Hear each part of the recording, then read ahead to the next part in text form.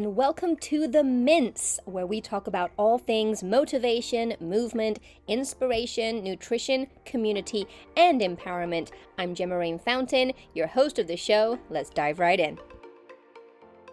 Hi, I'm Gemma Rain Fountain, exercise physiologist, integrative nutrition health coach, author, and speaker.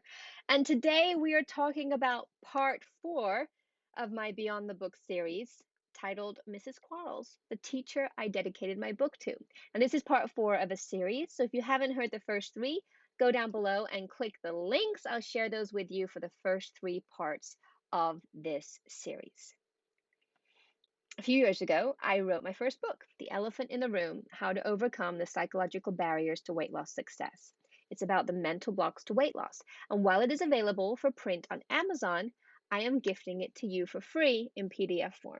So if you would like to receive my book, find the link in the notes here below, and you can find the link to Amazon. You can also find the link where I'm giving it away for free. Fill out the form, and I'll send it on over to you. But instead of telling you today about what's in the book, I'd like to share the story behind the book about the trials, the tribulations, the challenges, the magic, and the tears behind the writing of my book. This is part 4 of the Behind the Book series titled Mrs. Quarles, the teacher I dedicated my book to. I knew when I was in 9th grade that I would write a book one day. By the end of 12th grade, I knew that I would dedicate that book to my 9th grade English teacher, Mrs. Quarles. So freshman year of high school was not a breeze for me. As an only child with parents who were extremely unhappy and who worked a lot, I spent most of my time alone, and my home life was extremely toxic. I was lonely, and the turmoil of my home life often got me pretty down. I fooled most of the world with my smile and cavalier whatever attitude of a teen, right? About all the things, but behind the facade, I was making some very dangerous choices. I was experimenting with any drug I could get my hands on, and by the end of the first semester of 9th grade, I had a report card with just D's and F's on it. Now, no one noticed my slow destruction. No one seemed to notice that I was struggling. No one, that is, except Mrs. Quarles. She was my 9th grade English teacher. And I remember the first time she asked me to meet her in the hallway in the middle of class. And I was super scared because I thought that I was in trouble for something. But when we got out into the hall and no one else was around, she asked me, "Are you okay?" Yeah, I told her, right? I'm a teenager, like a bunch of attitude and nonchalance. I don't remember much of our conversation, but I remember she told me that she thought I was a very lonely young lady. And she said I could use a pet. I told her my parents won't let me have a pet, and she said, "I'm going to call your parents." And I whatevered the whole exchange, and we went back to class. But Mrs. Quarles did call my mother.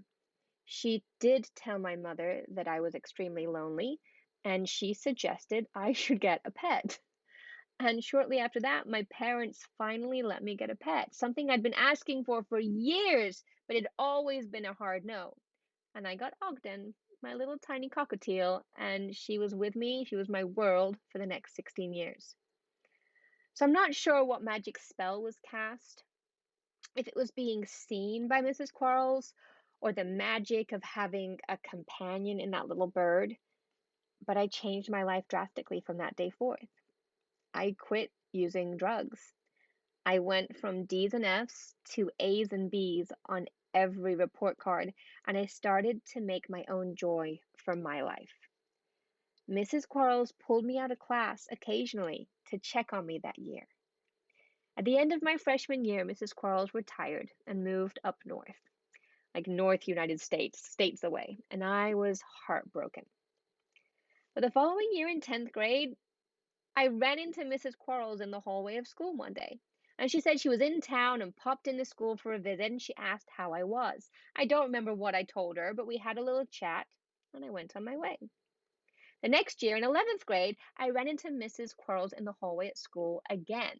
And she said the same thing that she had the year before, that she was in town for a visit and popped in. She asked how I was. I don't know what we talked about. Went on my merry way, right?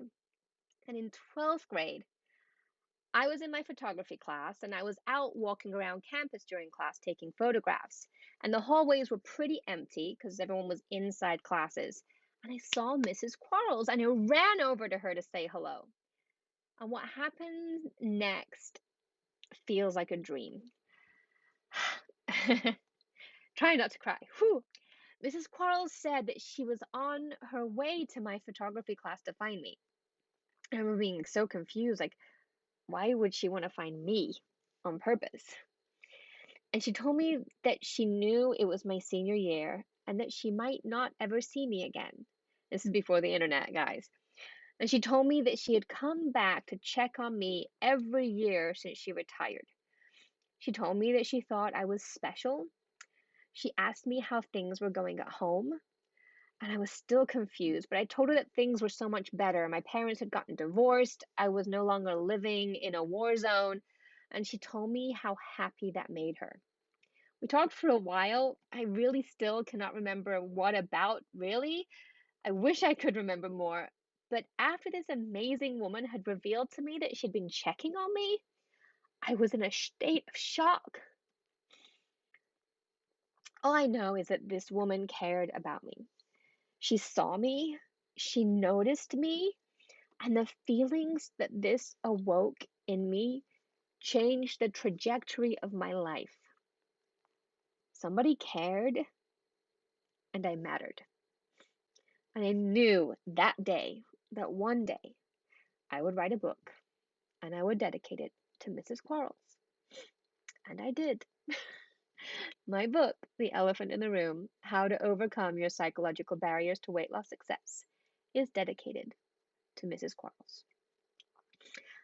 And if you want to hear about my years of searching for Mrs. Quarles and when I finally found her, then you'll just have to listen to part 5.